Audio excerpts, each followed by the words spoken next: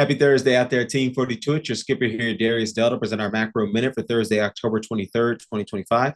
As always, we'll start with the executive summary from today's leadoff morning note. So let's hop right into it. Today's key macro question is, can the U.S. win its trade war with China? The short answer is no. In our view, the Trump administration is now ratcheting up pressure on Russia to distract the public from the likelihood that the U.S. will be negotiating with China from a position of weakness starting next week.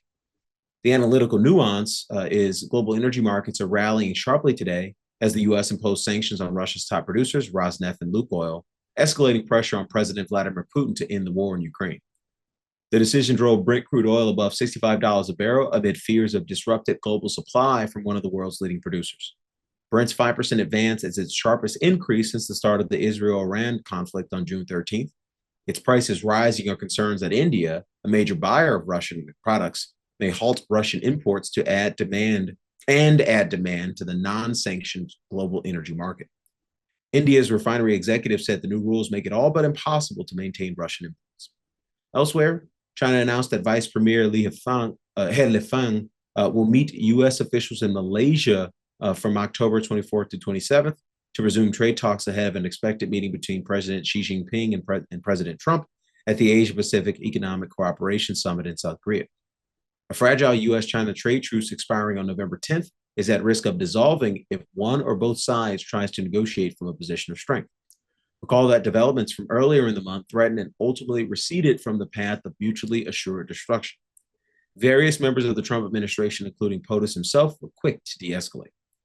For our April 14th leadoff morning note, is President Trump losing his own trade war?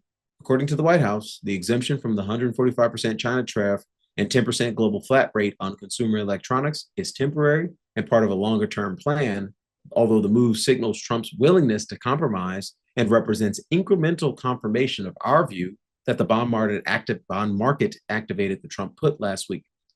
China's consistently firm tone indicates that it believes it has the upper hand in negotiations. At a minimum, President Xi's historic consolidation of power means he will likely outlast President Trump's second term. At a maximum, China understands and can weaponize the fact that the other side of a trade war is a capital war that the bloated U.S. public sector can ill afford to lose. As always, members of our global investor community can trust that our institutional grade risk management overlays, KISS and Dr. Mo, will help our portfolios navigate these emergent risks better than investors attempting to manage risk without systematic rules or relying on fundamental research alone. Transitioning to our 42 macro dashboard, as always, to wrap up with a question from our community. This one's titled U.S. Treasury bonds. Can someone point me in the direction of why DD describes U.S. Treasury bonds as the most mispriced asset? So you can pick up any one of our monthly macro scouting reports to review that information. But I would say the best composite of all that information is here in our our fourth turning FAQ, where we show our fourth turning analysis. We have our FAQ. You can search the FAQ, and then we have our most recent fourth turning webinar. This analysis really helped us understand a few things in terms of quantifying the impact that the fourth turning has upon the economy, policy, and ultimately asset markets, at least historically. A few things. So on the economic side of things, what we tend to see is elevated inflation, elevated nominal growth.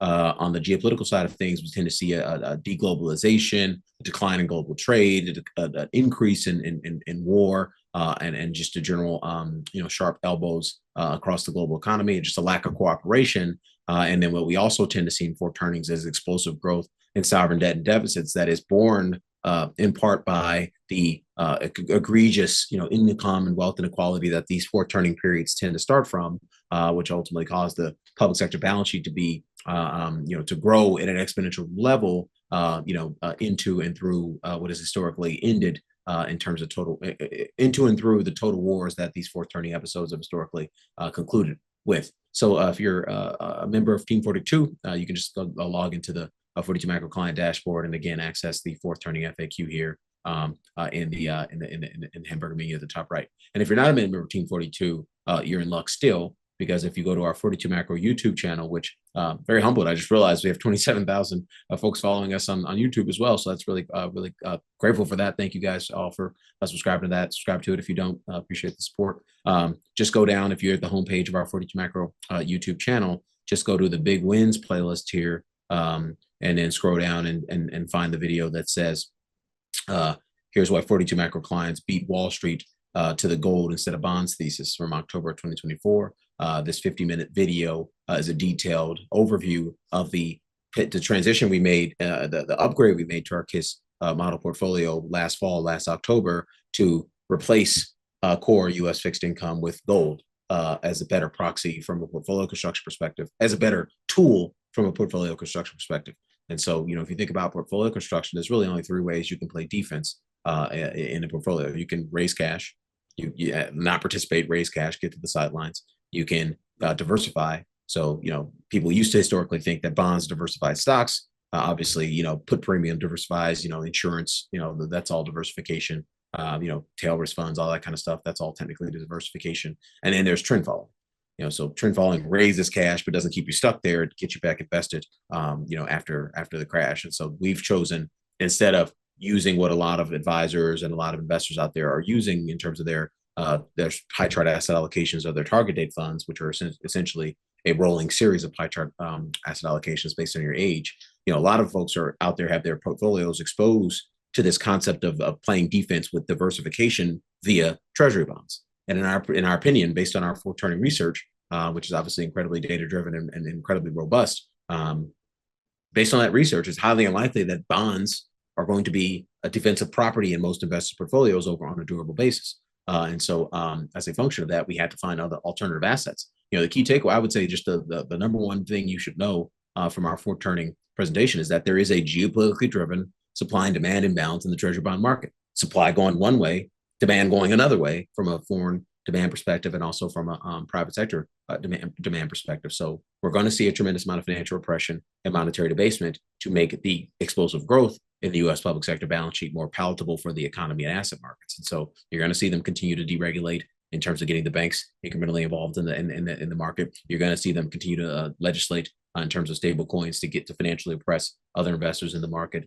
And ultimately, towards the end of this process, which could be 5-10 years from now, towards the end of the process, we're going to see the Fed explicitly capitalize the U.S. Treasury market when all those measures, those piecemeal measures, start to fail. And so, the key takeaway is that gold and Bitcoin, to a lesser degree, but gold specifically, is the best asset in the world in the context of all those dynamics. It is the asset that institutional investors and foreign central banks are most likely to rotate from the Treasury bond market to. Central banks aren't going to rotate from the Treasury bond market to gold or to Bitcoin. The largest funds in the world, managing trillions of dollars, the sovereign wealth funds and the asset managers that manage a lot of the sovereign wealth fund money, they're not going to sell Treasury bonds and buy Bitcoin. They're going to sell Treasury bonds and buy gold.